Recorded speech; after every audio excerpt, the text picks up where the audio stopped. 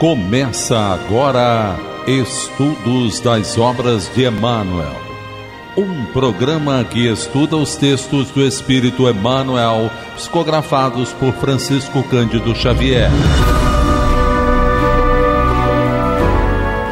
Apresentação: Roberto Vitorino. Olá, amigo e amigo ouvinte. Olá você, seguidor nas nossas redes sociais. Estamos iniciando mais um estudo das mensagens do Espírito Emmanuel, psicografia de Chico Xavier, publicadas na coleção Fonte Viva, das edições da Federação Espírita Brasileira. Esse nosso programa, ele é gravado, mas você pode se comunicar conosco enviando as suas perguntas, sugestões, reclamações, solicitando esclarecimento através dos nossos canais, pelo telefone 21 3386 1400, pelo WhatsApp 21 98486 7633, pelo e-mail estudodeemmanuel@radioriodejaneiro.am.br, e nós aguardamos o seu contato. Nós temos reprises às terças-feiras às 2h30 da madrugada e domingos às 20h50, 10 para as 9 da noite. Nós estamos no nosso site radioriodejaneiro.digital com os 4 últimos programas, e no YouTube Rádio Rio de Janeiro /playlist todos os programas. Nós hoje vamos estudar a mensagem número 114 do livro Pão Nosso, com o título Novos Atenienses. E nós vamos ouvir agora na voz do nosso conselheiro da Fundação, nosso amigo João Nogueira. Do livro Pão Nosso, autoria de Emmanuel, psicografia de Chico Xavier, Novos Atenienses. E Emmanuel se baseia em Atos dos Apóstolos, capítulo 17, versículo 32, quando fala: Mas quando ouviram falar da ressurreição dos mortos, escarneciam e outros diziam: acerca disso, te ouviremos outra vez. E Emmanuel então comenta: o contato de Paulo com os atenienses no Areópago apresenta lição interessante aos discípulos novos. Enquanto o apóstolo comentava as suas impressões da cidade célebre, aguçando talvez a vaidade dos circunstantes pelas referências aos santuários e pelo jogo sutil dos raciocínios, foi atentamente ouvido. É possível que a Assembleia o aclamasse com fervor se sua palavra se detivesse no quadro filosófico das primeiras exposições. Atenas reverenciá-lo-ia então por sábio, apresentando-o ao mundo na moldura especial de seus nomes inesquecíveis.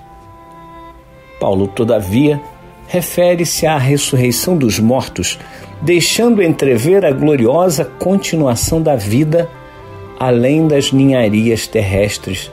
Desde esse instante, os ouvintes sentiram-se menos bem e chegaram a escarnecer-lhe a palavra amorosa e sincera, deixando-o quase só. O ensinamento enquadra-se perfeitamente nos dias que correm. Numerosos trabalhadores do Cristo, nos diversos setores da cultura moderna, são atenciosamente ouvidos e respeitados por autoridades nos assuntos em que se especializaram.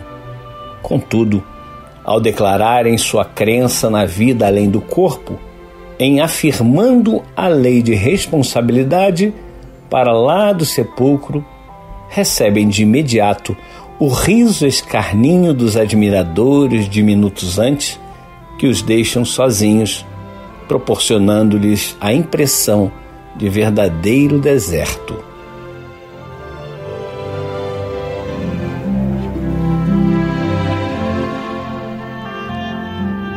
Então aqui mais uma vez Emmanuel nos fazendo refletir sobre uma passagem importante registrada em Atos dos Apóstolos, capítulo 17, versículo 32. Mas quando ouviram falar da ressurreição dos mortos, uns escarneciam e outros diziam: acerca disso te ouviremos outra vez. Então, esse relato de Atos dos Apóstolos, ele é muito interessante, nesse capítulo 17, que vem mostrando realmente Paulo com seus seguidores, com seus companheiros, ele vinha viajando de cidade em cidade e pregando, né? E era muito comum, quando ele era recebido, ele fazia lá o seu discurso, né? Fazia a sua pregação e as pessoas o ouviam. Mas sempre que ele afirmava a visão do Cristo, o que o Cristo tinha anunciado, as pessoas se afastavam, começavam a rir, faziam piadas. Então era sempre tumultuado, né, o final. Porque na antiga Grécia em particular, que é nesse momento onde eles estão, eles davam muito valor aos filósofos, né, aos sábios, aqueles que sabiam as coisas e que divulgavam e que criavam novas linhas de pensamentos, explicando tudo da natureza, tudo sobre a questão humana na Terra. Enfim, era um momento na sociedade humana muito importante em que se desenvolvia diversas teorias, né, sobre quem somos, para onde vamos. Mas as visões ainda nesta época eram de muitos deuses, era de sacrifícios ainda para os deuses, e o homem era muito ainda ligado nas coisas materiais. As coisas espirituais eles não entendiam bem. Tanto é que a mitologia grega ela é bastante conhecida, e os romanos depois conquistam a Grécia e adotam esses deuses gregos na sua mitologia romana também, e agregam aos seus. Alguns são exatamente os mesmos, só mudam de nome. E nesse conjunto de viagens, com todos esses locais onde eles passavam, sempre tinham aqueles que não acreditavam, né, que não aceitavam a palavra, mas também haviam muitos deles, principalmente aqueles mais esclarecidos, né, e mulheres também, que aceitavam, né, a mensagem que o Paulo trazia. E num determinado momento eles chegam a Atenas. Então lá está Paulo, chegam Timóteo e Silas, e eles estavam lá na cidade e vendo que aquela cidade estava entregue à idolatria, né? Eles idolatravam deuses diversos, né? A sinagoga era disputada, né? Todo mundo queria chegar lá para poder falar, né? Mas das suas teorias filosóficas, né? E nesse tempo, os filósofos epicureus e os estoicos estavam em alta, né? Os epicureus, eles diziam o seguinte, que a plena liberdade, a tranquilidade e libertação do medo, ela é conseguida através do prazer moderado. Tudo aquilo que possa me dar prazer, eu devo cultivar, e assim eu serei feliz. Então, nos dias de hoje, por exemplo, uma taça de vinho é salutar, já está comprovado pela ciência, né? Uma comida saudável, ela dá prazer. Uma leitura de um bom livro dá prazer. Ouvir uma música de qualidade dá prazer, e assim por diante. Então, cada um de nós tem aquelas coisas que estão à nossa volta que nos dão prazer. Tem pessoas que gostam de meditar, tem pessoas que gostam de viajar, de passear. Tem espaço para todo mundo. Então, para os epicureus, se você está fazendo as coisas por prazer, até o trabalho é tão importante, você atinge a tranquilidade, você consegue vencer o medo, que o medo é o grande problema da humanidade, né? Que é ele que trava a gente, que tira a nossa tranquilidade. Já os estoicos, eles entendiam um pouquinho diferente. Para você atingir essa felicidade, essa noção de liberdade verdadeira, você tem que cultivar as virtudes e vencer os vícios. E nada mais é do que a doutrina espírita nos fala, né? Se juntarmos os dois, a doutrina cristã e a doutrina espírita em particular, ela fala exatamente isso. Tudo aquilo que nos dá prazer, desde que não seja prejudicando quem quer que seja, os epicureus diziam, o prazer moderado, ele é bom, ele é salutar, ele te dá tranquilidade. E ao mesmo tempo, vencer os vícios e cultivar as virtudes é o que o homem tem que fazer mesmo. Todos nós temos que fazer esse esforço. É a nossa reforma íntima, né? Essa busca de melhoria espiritual. Então, eles já faziam essas afirmativas naquela época, sem conhecer bem a visão espiritual, né? E aí eles ficam questionando, quem é essa pessoa que chegou aqui falando, né? Uma pessoa que fala bem. Paulo era grego, né? Então ele falava o grego fluentemente, tinha um conhecimento fantástico. Então, enquanto ele estava falando sobre as coisas que interessavam para eles, mostrando a sua cultura, o seu conhecimento, estava tudo ótimo. Mas quando num determinado momento que ele começava a anunciar Jesus e a ressurreição, aí o problema surgia.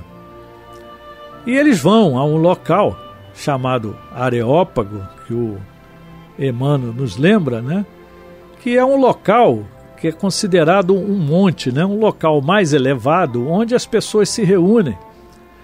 E, particularmente, são feitos ali os conselhos, né? Daqueles cidadãos que eram mais sábios, né? Que eram mais filosóficos, então se reuniam ali, até os dirigentes, né?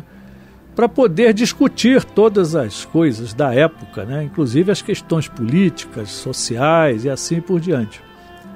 Então, nesse local, eles se encontram e as pessoas começam a perguntar: poderemos nós saber que nova doutrina é essa de que falas?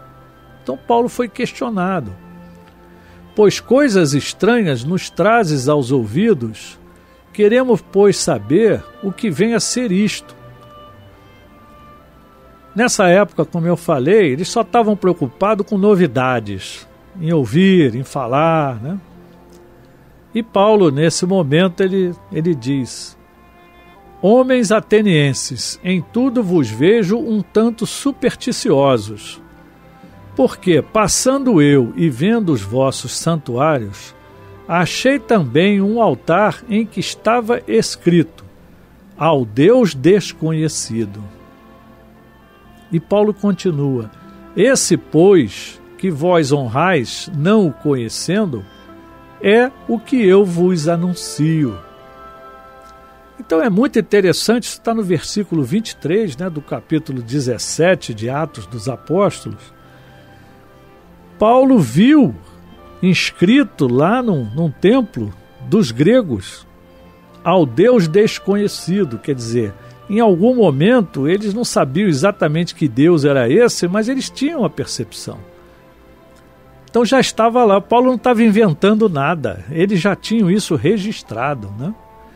E Paulo continua: o Deus que fez o mundo e tudo que nele há, sendo Senhor do céu e da terra, não habita os templos feitos por mãos de homens. Então isso aqui para eles já era um choque, porque eles achavam que tinha que ser tudo feito, o contato com os deuses era feito através dos templos. Aí Paulo chega e muda isso. E Paulo continua: nem tampouco é servido por mãos de homens, como que necessitando de alguma coisa. As oferendas, para que as oferendas, não é? Paulo continua: pois ele mesmo é quem dá a todos a vida, a respiração e todas as coisas. Ou seja, vocês estão aqui cultuando uma divindade, estão oferecendo coisa, mas na verdade é Deus que oferece tudo para nós. E ele complementa: e de um só sangue fez toda a geração dos homens para habitar sobre toda a face da terra, determinando os tempos já dantes ordenados e os limites da sua habitação. Então aqui ele já está falando, né, implicitamente, quem é que deu o sangue para a geração dos homens, para a nossa libertação, né, para o nosso esclarecimento. Ele já começa a falar de Jesus. E ele fala desse Deus que o tempo e os limites pertencem a Deus. Tudo vem de Deus, a vida, o ar que nós respiramos, todas as coisas. E Paulo complementa: para que buscassem ao Senhor, se porventura tateando, o pudessem achar, ainda que não está longe de cada um de nós. Então, mais uma vez, ele mostra que Jesus trouxe para nós o caminho, e mesmo que a gente não saiba exatamente como, o caminho está traçado. E nós estamos buscando um Deus lá longe, quando ele está bem próximo de nós, né? Paulo ainda complementa: porque nele vivemos e nos movemos e existimos, como também alguns dos vossos poetas disseram, pois somos também sua geração. Ou seja, eles entendiam que nós somos gerados por um Deus. Só não sabiam bem como, né? Paulo complementa: sendo nós, pois, geração de Deus, não havemos de cuidar que a divindade seja semelhante ao ouro ou à prata, ou à pedra esculpida por artifício e imaginação dos homens. Mas Deus, não tendo em conta os tempos da ignorância, anuncia agora a todos os homens e em todo o lugar que se arrependam. Porquanto tem determinado um dia em que com justiça há de julgar o mundo, por meio do homem que destinou, e disso deu certeza a todos, ressuscitando-o dentre os mortos.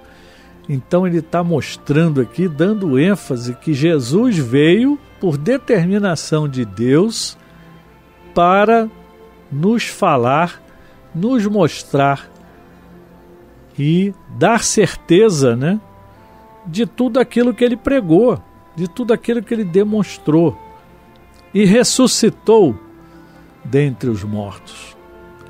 Então, isso aqui, quando ele afirmava isso, aí realmente ficava todo mundo alterado, aquele vozerio, né? As pessoas não entendiam bem isso, né? E Paulo continua aqui, ou melhor, em Atos, né, dos Apóstolos, continua: e como ouviram falar da ressurreição dos mortos, uns escarneciam e outros diziam: acerca disso te ouviremos outra vez. E assim Paulo saiu do meio deles. Todavia, chegando alguns homens a ele, creram, entre os quais foi Dionísio, Areopagita, quer dizer, um filósofo importante da Grécia Antiga, que vivia ali naquele grupo, uma mulher por nome Dâmaris, e com ele outros. Então aqui tem uma mensagem muito importante, mostrando que mesmo no meio da gozação dos incrédulos, no meio daqueles que são totalmente descrentes, aqueles que debocham da palavra que está sendo pregada, sempre a semente brota e alguns aparecem. E quando em Atos dos Apóstolos está registrado aqui, observem que é um filósofo, uma mulher que na na comunidade grega, a mulher era última, né, na hierarquia, os animais estavam à frente da mulher. E ele coloca aqui, e com eles outros. Quer dizer, então houve uma pescaria aqui. Essas pessoas realmente foram pescadas, foram tocadas, entenderam a mensagem, e ali surge, entre outros lugares como esse, a pregação de Paulo, trazendo então os gentios para dentro do cristianismo, né, verdadeiro. E aqui o Emmanuel nos coloca exatamente isso, né? Quando ele apresenta para os para os atenienses, né, para os gregos em Atenas, ele está mostrando aos discípulos novos algumas coisas, né? Agora, aquelas pessoas não queriam ouvir, elas queriam falar. Como sábio, ele era reverenciado, né? Agora, como o detentor da palavra divina ali, que estava o pregador, isso eles não aceitavam, porque eles não acreditavam. E não acreditaram mesmo. E até hoje tem gente que não acredita. Nós temos pessoas que são apresentadas nas nossas próprias casas espíritas, nos templos em geral, um currículo maravilhoso. Cada um na sua área, um médico, um advogado, um engenheiro, pessoas brilhantes nas suas áreas, e que quando falam nos nossos templos, fica todo mundo reverenciando o sábio, né? O conhecimento. Mas quando apresentam o Evangelho de Jesus, eles deixam de ser eles mesmos e passam a pregar Jesus, o novo Evangelho, muitas pessoas ficam descrentes. Se eles fossem falar das especialidades deles, as pessoas aceitariam com naturalidade, mesmo sem entender nada. Mas, quando o Paulo falou da ressurreição dos mortos, mostrando que a vida continua, além das ninharias da terra, palavras de Emmanuel, e nós ficamos nos apegando às coisas pequenas, aí como é que pode? Eu vou perder tudo isso? Então, essas pessoas não se sentiam bem, né? Entravam na gozação, na descrença total, e perdiam, né, a palavra sincera e amorosa do Paulo, e deixavam ele falando sozinho. E aí eu pergunto, acontece isso hoje ainda? Muito, muito. Aqui na rádio nós estamos pregando o tempo todo aqui o Evangelho de Jesus, e quantas pessoas escutam e não querem nem dar continuidade, falam, esse pessoal aí não é nada disso e tal, quer dizer, não acredito. É o momento deles, nós temos que orar por esses irmãos, porque vai chegar o momento deles. E tomara que chegue pelo conhecimento, não chegue pela dor, porque de alguma forma eles vão ser tocados no momento certo. A porta de Damasco de Paulo vai acontecer para todos nós, o momento da conversão. E Emmanuel vai concluindo para nós. O ensinamento enquadra-se perfeitamente nos dias que correm. Numerosos trabalhadores de Cristo nos diversos setores da cultura moderna são atenciosamente ouvidos e respeitados por autoridade nos assuntos em que se especializaram. Contudo, ao declararem sua crença na vida além do corpo, em afirmando a lei de responsabilidade para lá do sepulcro, recebem de imediato o riso escarninho dos admiradores de minutos antes, que os deixam sozinhos, proporcionando-lhes a impressão de verdadeiro deserto. Eu acho que quase todos nós já presenciamos isso. Qualquer lugar que a gente estiver, numa festa, numa reunião, quando você começa a falar, sempre tem alguém que se aproxima e quer ouvir, que participa e quer dar continuidade à conversa depois. Mas a grande maioria vai saindo, porque estão muito apegados ainda às coisas da terra, às coisas materiais. E quando a gente fala que nós vamos responder pela lei de responsabilidade, nós vamos responder perante o tribunal da consciência, está dentro de nós. Nós podemos enganar todo mundo, mas não vamos enganar a nós próprios e muito menos a Deus. Então, ainda temos muitos irmãos, e durante muito tempo todos nós também, que hoje já somos cristãos, ou pelo menos estamos fazendo esforço para ser, que também pensamos dessa maneira. Hoje nós já entendemos, hoje já acreditamos, hoje nós já sentimos que a verdade foi passada por Jesus para todos nós, da maneira como Paulo pregou, e como ele sempre disse, que já não era mais ele que falava, mas era o Cristo que falava através dele. Que nós sejamos assim. E com o exemplo de Paulo, não fiquemos tristes, nada disso. Façamos a nossa parte. Meus irmãos, muita paz. A Rádio Rio de Janeiro apresentou Estudo das Obras de Emmanuel, um programa que estuda os textos do Espírito Emmanuel, psicografados por Francisco Cândido Xavier.